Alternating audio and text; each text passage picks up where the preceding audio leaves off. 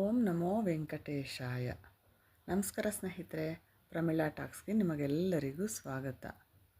2026 ಸ್ವಸ್ತಿಶ್ರೀ ಪರಾಭವನಾಮ ಸಂವತ್ಸರ ಆಷಾಢ ಮಾಸದಲ್ಲಿ ಸಂಕಷ್ಟಹರ ಚತುರ್ಥಿ ವ್ರತ ಆಗಸ್ಟ್ 1ನೇ ತಾರೀಖ ಅಥವಾ ಆಗಸ್ಟ್ 2ನೇ ತಾರೀಖ. ಈ ದಿನ ಸಂಕಷ್ಟಹರ ಚತುರ್ಥಿ ವ್ರತದ ನಾಮ ಮತ್ತು ಪೀಠದ ಹೆಸರೇನು, ಚಂದ್ರೋದಯ ಸಮಯ ಯಾವಾಗ, ಹೊಸದಾಗಿ ಪ್ರಾರಂಭಿಸುವವರು ಈ ದಿನ ಸಂಕಷ್ಟಹರ ಚತುರ್ಥಿ ವ್ರತವನ್ನು ಪ್ರಾರಂಭಿಸಬಹುದಾ ಬೇಡವಾ, ಈ ಎಲ್ಲ ವಿಷಯಗಳನ್ನು ವಿವರವಾಗಿ ಈ ವಿಡಿಯೋದಲ್ಲಿ ತಿಳ್ಕೊಳ್ಳೋಣ ಸ್ನೇಹಿತರೆ. ನೀವಿನ್ನು ನನ್ನ ಚಾನಲ್ನ ಸಬ್ಸ್ಕ್ರೈಬ್ ಮಾಡ್ಕೊಳ್ತಾ ಇದ್ದರೆ ನನ್ನ ಚಾನಲ್ನ ದಯವಿಟ್ಟು ಸಬ್ಸ್ಕ್ರೈಬ್ ಮಾಡ್ಕೊಳ್ಳಿ. ಈ ವಿಡಿಯೋ ಇಷ್ಟ ಆದರೆ ನಿಮ್ಗೆ ಒಂದು ಲೈಕ್ ಕೊಡಿ. ಮನುಷ್ಯರನ್ನು ಸಂಕಷ್ಟಗಳಿಂದ ಪಾರು ಮಾಡುವಂತಹ ವ್ರತ ಸಂಕಷ್ಟಹರ ಚತುರ್ಥಿ ವ್ರತ.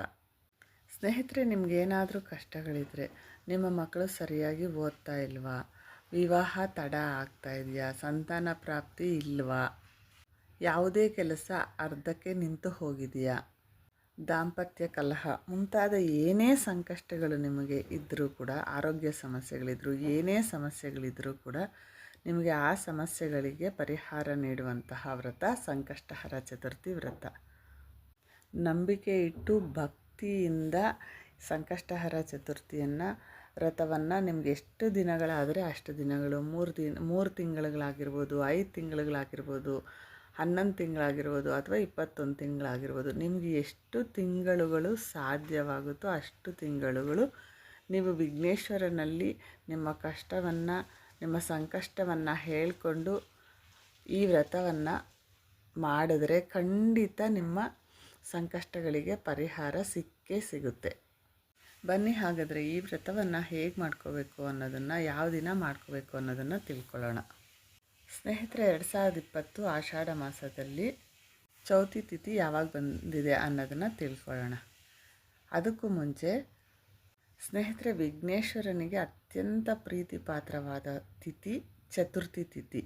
ಈ ಚತುರ್ಥಿ ತಿಥಿ ದಿನವೇ, ಹುಣ್ಣಿಮೆಯ ನಂತರ ಬರುವಂತಹ ಚೌತಿ ತಿಥಿ ದಿನವೇ ನಾವು ಸಂಕಷ್ಟಹರ ಚತುರ್ಥಿಯನ್ನು ಮಾಡ್ಕೋಬೇಕು. ಪ್ರತಿ ಮಾಸದಲ್ಲೂ ಹುಣ್ಣಿಮೆಯ ನಂತರ 3-4 ದಿನಗಳಲ್ಲಿ ಚೌತಿ ತಿಥಿ ಬರುತ್ತೆ. ಬೇರೆ ಎಲ್ಲ ವ್ರತಗಳಿಗೂ ನಾವು ಸೂರ್ಯೋದಯ ಸಮಯವನ್ನು ಗಣನೆಗೆ ತೆಗೆದುಕೊಂಡು ವ್ರತದ ದಿನಗಳನ್ನು ನಿರ್ಧರಿಸಿದರೆ, ಈ ಸಂಕಷ್ಟಹರ ಚತುರ್ಥಿ ವ್ರತವನ್ನು ಚಂದ್ರೋದಯ ಸಮಯದ ಆಧಾರದ ಮೇಲೆ, ಅಂದರೆ ಚೌತಿ ಯಾವ ದಿನ ಚಂದ್ರೋದಯ ಸಮಯಕ್ಕೆ ಬಂದಿರುತ್ತೋ ಆ ದಿನ ನಾವು ಸಂಕಷ್ಟಹರ ಚತುರ್ಥಿಯನ್ನು ಆಚರಿಸ್ಕೊಳ್ಬೇಕಾಗುತ್ತೆ. 2020 ಆಷಾಢ ಮಾಸದಲ್ಲಿ ಚೌತಿ ತಿಥಿ ಆಗಸ್ಟ್ 1ನೇ ತಾರೀಕು ಶನಿವಾರ ರಾತ್ರಿ 9:50 ಪ್ರಾರಂಭವಾಗಿ ಆಗಸ್ಟ್ 2ನೇ ತಾರೀಕು ಭಾನುವಾರ ರಾತ್ರಿ 9:42 ಇದೆ. ಚಂದ್ರೋದಯ ಸಮಯ ಆಗಸ್ಟ್ 2ನೇ ತಾರೀಕು ಇರೋದರಿಂದ ನಾವೆಲ್ಲ ಸಂಕಷ್ಟಹರ ಚತುರ್ಥಿಯನ್ನು ಆಗಸ್ಟ್ 2 ಭಾನುವಾರ ಆಚರಿಸ್ಕೊಳ್ಬೇಕಾಗುತ್ತೆ. ಚಂದ್ರೋದಯ ಸಮಯ ಬಂದು ಆಗಸ್ಟ್ 2ನೇ ತಾರೀಕು ಭಾನುವಾರ ರಾತ್ರಿ 9:24 ಇದೆ.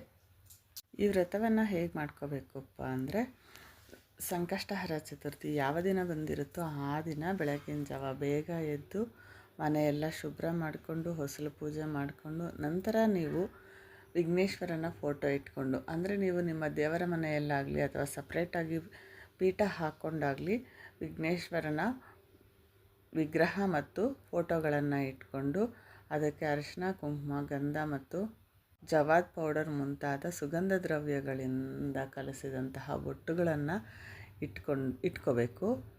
ವಿಘ್ನೇಶ್ವರನಿಗೆ ಬಹಳ ಪ್ರೀತಿಕರವಾದ ಎಕ್ಕೆ ಹೂ ಹಾರವನ್ನು ಹಾಕಿದ್ರೆ ಬಹಳ ಒಳ್ಳೆಯದು. ಮತ್ತು ಗರಿಕೆ ಕೂಡ. ಇವೆರಡರಿಂದ ಅಲಂಕಾರ ಮಾಡಿಕೊಂಡು ನಂತರ ನೀವು ನಿಮಗೆ ಯಾವ ಹೂ ಬೇಕೋ ಆ ಹೂಗಳಿಂದ ಅಲಂಕಾರ ಮಾಡ್ಕೋಬಹುದು. ವಿಘ್ನೇಶ್ವರನಿಗೆ ತುಳಸಿ ಹಾರವನ್ನಾಗಲಿ ಅಥವಾ ಅರ್ಚನೆಗೆ ತುಳಸಿಯನ್ನಾಗಲಿ ಬಳಸಬಾರ್ದು ಸ್ನೇಹಿತರೆ.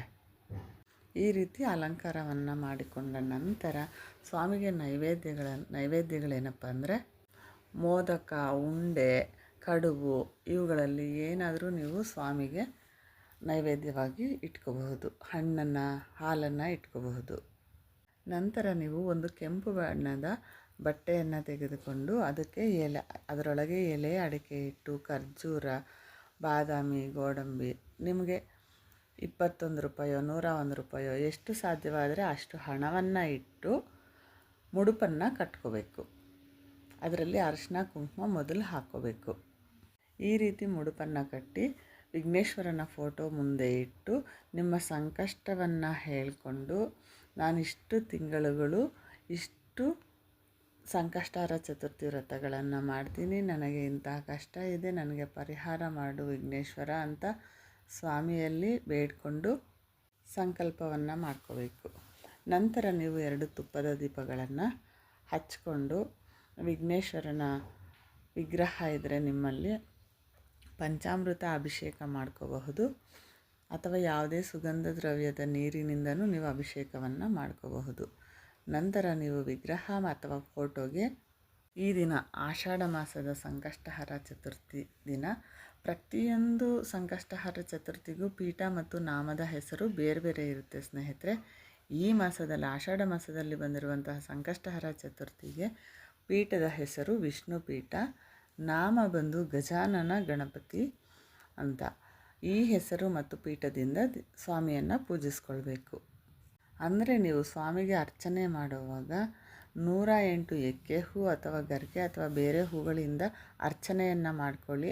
ಆಗ ನೀವು ಓಂ ಗಜಾನನ ಗಣಪತಯೇ ನಮಃ ಅಂತ ಒಂದು 108 ಬಾರಿ 21 ಬಾರಿ ಹೇಳ್ಕೋಬೇಕು.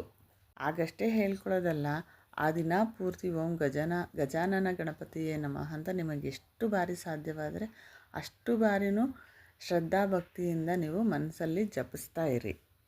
ನಂತರ ನೀವು ಗಣೇಶ ಅಷ್ಟೋತ್ತರಗಳನ್ನು, ಸಂಕಷ್ಟನಾಶನ ಸ್ತೋತ್ರವನ್ನು, ನಿಮ್ಗೆ ಏನು ಬರುತ್ತೋ ಆ ಗಣೇಶನ ಆ ಸ್ತೋತ್ರಗಳನ್ನು ಹೇಳ್ಕೊಂಡು ಅರ್ಚನೆಯನ್ನು ಮಾಡ್ಕೋಬಹುದು. ಬೆಳಗ್ಗೆ ಇಷ್ಟು ಮಾಡಿಕೊಂಡ್ರೂ ನೀವು ಸಾಯಂಕಾಲ ಮತ್ತೆ ಪೂಜೆಯನ್ನು ಮಾಡ್ಕೋಬೇಕು. ಯಾಕೆಂದರೆ ಚಂದ್ರೋದಯ ಸಮಯದಲ್ಲಿ ಚಂದ್ರನಿಗೆ ಅರ್ಘ್ಯವನ್ನು ಕೊಡಬೇಕಾಗಿರೋದ್ರಿಂದ ಮತ್ತೆ ಸಾಯಂಕಾಲನೂ ದೀಪಗಳು ಹಚ್ಚಿ ಅಷ್ಟೋತ್ತರಗಳನ್ನು ಹೇಳಿಕೊಂಡು ಪೂಜೆಯನ್ನು ಮಾಡಿಕೊಂಡು ಚಂದ್ರೋದಯ ಸಮಯಕ್ಕೆ 9:24 ನೀವು ಚಂದ್ರನಿಗೆ ಅರ್ಘ್ಯವನ್ನು ಕೊಟ್ಟು ನಂತರ ಬಂದು ವಿಘ್ನೇಶ್ವರನಿಗೆ ಆರತಿಯನ್ನು ಬೆಳಗಿ ನೀವು ಉಪವಾಸವನ್ನು ಬಿಡಬಹುದು.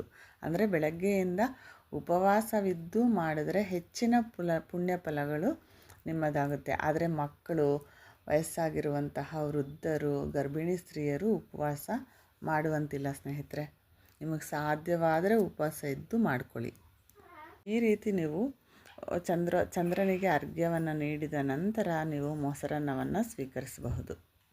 ಸ್ನೇಹಿತರೆ, ಈ ಆಷಾಢ ಮಾಸದಲ್ಲಿ ಈ ಸಂಕಷ್ಟಹರ ಚತುರ್ಥಿ ದಿನವೇ ಲಕ್ಷ್ಮೀನಾರಾಯಣ ಯೋಗ ರೂಪುಗೊಂಡಿದೆ. ಇದು ಗಣೇಶನ ಪೂಜೆಗೆ ಅತ್ಯಂತ ಶುಭಕರವಾಗಿದೆ. ಆದಷ್ಟು ನೀವು ಈ ದಿನ ಸಂಕಷ್ಟಹರ ಚತುರ್ಥಿಯನ್ನು ಮಾಡಿಕೊಳ್ಳಿ. ಅತ್ಯಂತ ಹೆಚ್ಚು ಪುಣ್ಯ ಫಲಗಳು ನಿಮ್ಮದಾಗುತ್ತೆ.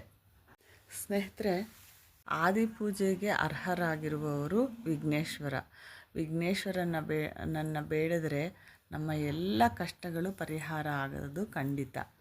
ಒಂದು ಬಾರಿ ನಂಬಿ, ಸಂಪೂರ್ಣ ನಂಬಿಕೆಯಿಂದ ಮನಸ್ಸಿನ ತುಂಬ ಭಕ್ತಿಯನ್ನು ತುಂಬಿಕೊಂಡು ಈ ವ್ರತವನ್ನು ಮಾಡಿ.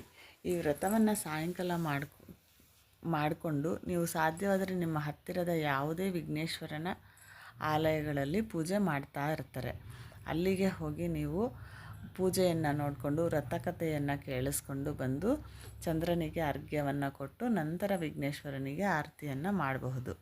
ಎಷ್ಟೋ ಜನರನ್ನು ಅವರ ಸಂಕಷ್ಟಗಳಿಂದ ಪಾರು ಮಾಡಿರುವಂತಹ ವ್ರತ ಇದಾಗಿದೆ. ನಂಬಿ ಸ್ನೇಹಿತರೆ, ಶ್ರದ್ಧಾಭಕ್ತಿಯಿಂದ ಮಾಡ್ಕೊಳ್ಳಿ. ಈ ವಿಡಿಯೋ ನಿಮಗೆ ಇಷ್ಟ ಆದರೆ ಒಂದು ಲೈಕ್ ಕೊಡಿ, ನನ್ನ ಚಾನಲ್ನ ಸಬ್ಸ್ಕ್ರೈಬ್ ಮಾಡ್ಕೊಳ್ಳಿ. ಮತ್ತೊಂದು ಉತ್ತಮವಾದ ವಿಡಿಯೋದೊಂದಿಗೆ ಮತ್ತೆ ಸಿಗೋಣ. ನಮಸ್ಕಾರ ಸ್ನೇಹಿತರೆ.